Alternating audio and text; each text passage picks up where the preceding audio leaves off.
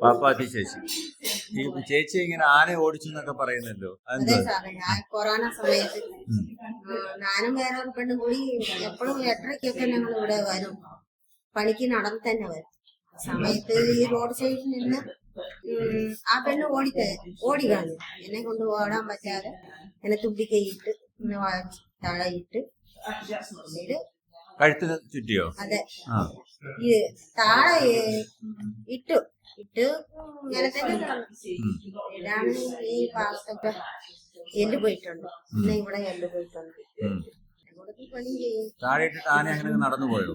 അല്ല, ഇങ്ങനെ തന്നെ നിന്നു, അടുത്ത് തന്നെ എന്നിട്ടും ചവിട്ടിയില്ല. നമ്മൾ അപ്പോഴും ആന കാണുന്നുണ്ടോ ഇങ്ങനെ ആന നിക്കുന്നതായിട്ട്? ആ, അതോ ബോധം വല്ലതും പോയോ? ബോധം പോയി സാറേ, ഇങ്ങനെ കിടന്നപ്പോ പോയി. പിന്നെ അടുത്ത് തന്നെ ഉണ്ടായിരുന്നു, ഇങ്ങനെ നോക്കിട്ട് ഇങ്ങനെ കിടന്നു. പിന്നെ എന്റെ ജീവിതം പോയി എന്ന് പറഞ്ഞു, പിന്നെ ഓടി കളഞ്ഞു.